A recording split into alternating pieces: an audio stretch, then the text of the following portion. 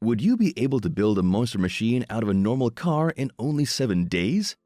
Though that's an accomplishment hardly achievable for even the most skilled mechanics and fabricators, it was a must for everyone who appeared in Monster Garage.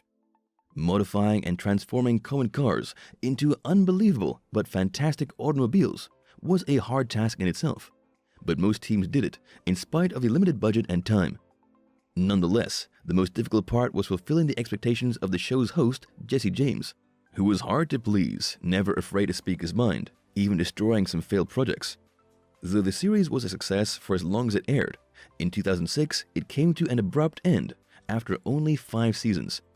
So whatever happened to Monster Garage? Was it cancelled, or was there another reason for its end? What happened to Jesse, and is it ever coming back? Keep with us to discover all.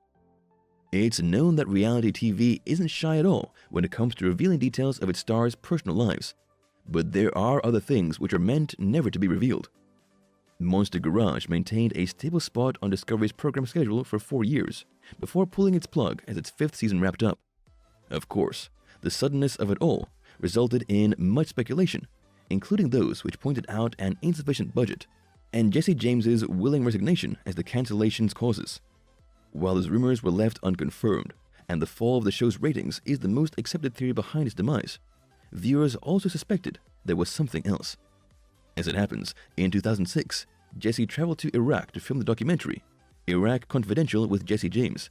His trip to the Middle East in the middle of a war wasn't taken lightly by the network's executives, who apparently threatened to fire him, as Jesse told Daily News.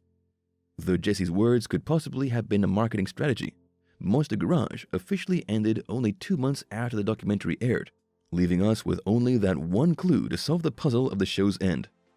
Behind any show's cancellation, there's always a fan base hopeful of a reboot or spin-off, which could bring their favorite celebrities back on screen. Though most of the time that doesn't happen, Monster Garage is lucky to be the exception to this rule. Monster Garage is indeed back on TV after almost 15 years off air. The good news was released in early 2020 by a Jesse James evidently thrilled at getting his show back. "I'm excited to work hard and push the limits again, showing people what you can do with teamwork, skills, and a refusal to quit." Apparently, Jesse used the time he was away from the entertainment industry to improve his building skills, even joining a blacksmithing school in Israel. The reboot was set to premiere on TLC only a couple of months after its announcement, but it was ultimately delayed because of restrictions imposed by the COVID-19 pandemic. January 2021 finally saw the show's premiere on the online platform Discovery Plus with an 8-episode-long season. Though a renewal hasn't been announced to date, seeing Monster Garage back on air, even if for a short time, surely made its fans nostalgic. If you were a loyal viewer of Monster Garage back when it was originally aired, you might remember Jesse James's business, West Coast Choppers, which was certainly the reason Jesse became so famous locally, to the point of getting his own show because of it. West Coast Choppers was founded in the early 1990s when Jesse started designing and selling brand merchandise, showcasing the business's Iron Cross logo. Though the shop's main focus was expected to build motorcycles designed by Jesse himself, it was the clothes and tools that actually gained the business huge popularity. West Coast Chopper eventually became so renowned it could sell $150,000 bikes to celebrities and sports stars without much trouble, on top of gaining free advertising thanks to its client's popularity, and then through Monster Garage. Unfortunately, West Coast Choppers was shut down in 2010 when Jesse moved full-time to Texas to allegedly focus on his other businesses and spend more time with his family. The speculation included possible financial problems too. In 2013, Jesse reopened West Coast Choppers in Texas, which is still active to this day. The business often releases merchandise, as in the old times, but it's unknown if their entire profits still rely only on that.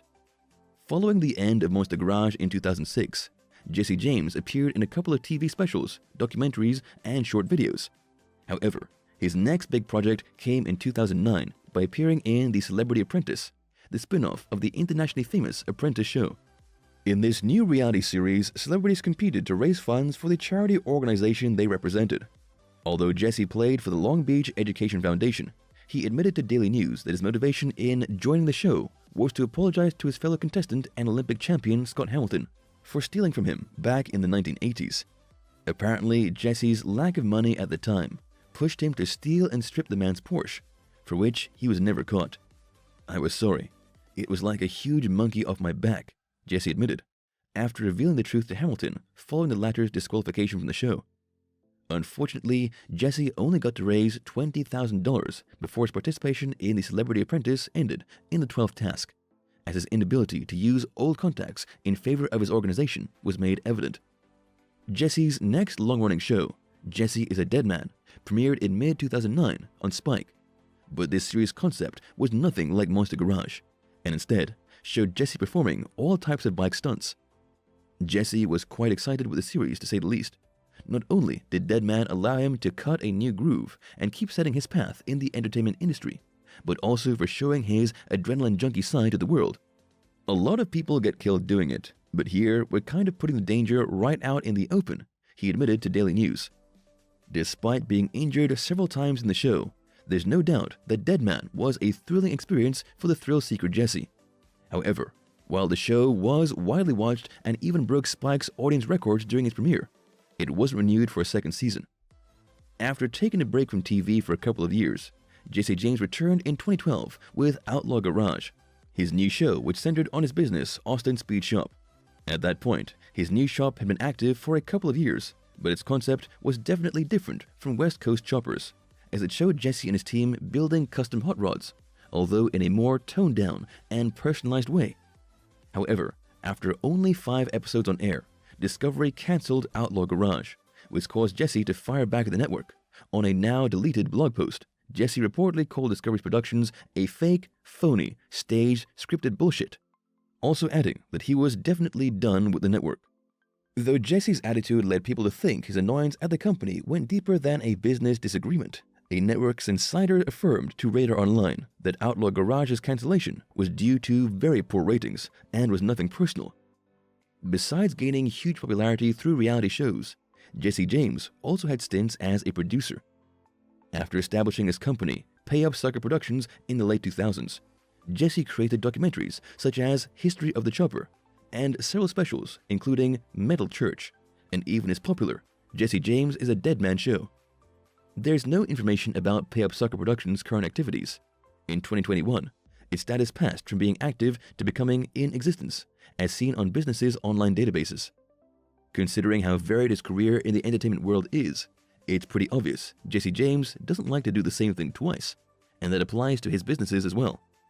Besides being the owner of West Coast Choppers, Jesse tried his luck in the fast food business with Cisco Burger, established in 2006 in California, shortly before the cancellation of Monster Garage. Though his restaurant stayed in business for at least 4 years, Cisco Burger was severely affected by Jesse's personal scandals, the downfall of his popularity, and on top of it all, it was reportedly in tax debt too. In 2010, Cisco Burger California's location was shut down, along with West Coast Choppers, though the restaurant opened a second location in Texas. Then that was short-lived and put an end to Jesse's ambition of starting a fast food chain of 100 locations throughout the country.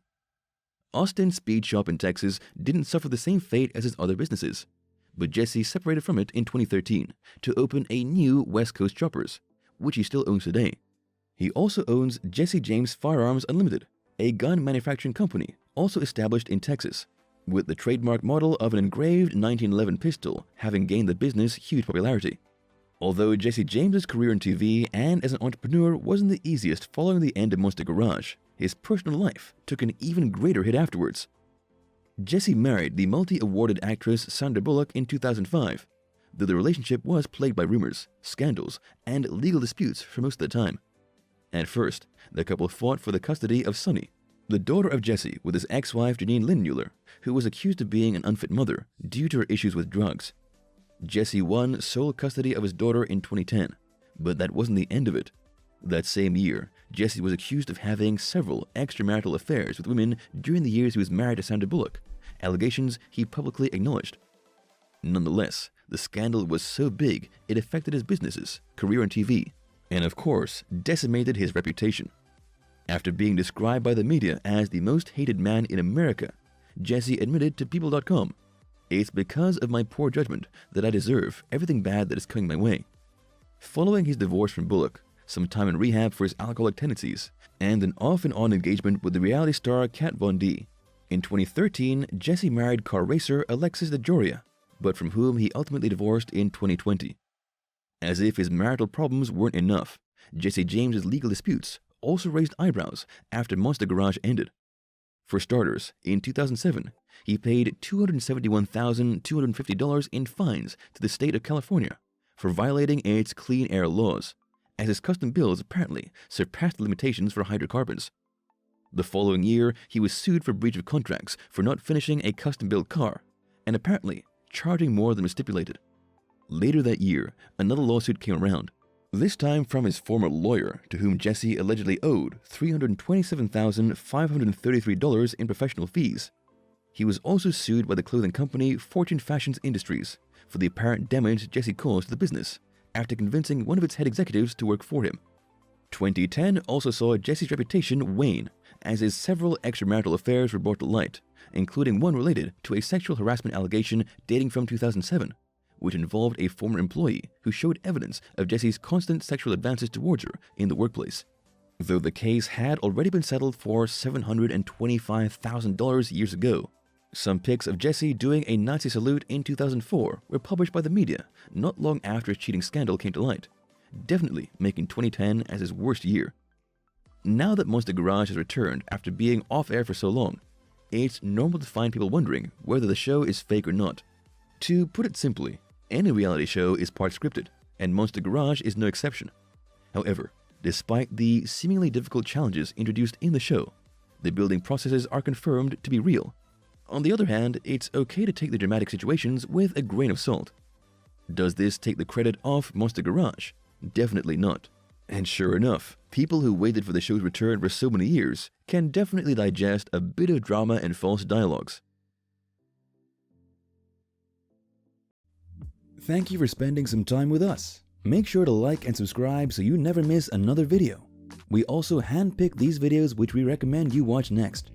You can talk to us on all social medias or ask a question in the comments below. Thank you for being with us, and we'll see you back tomorrow.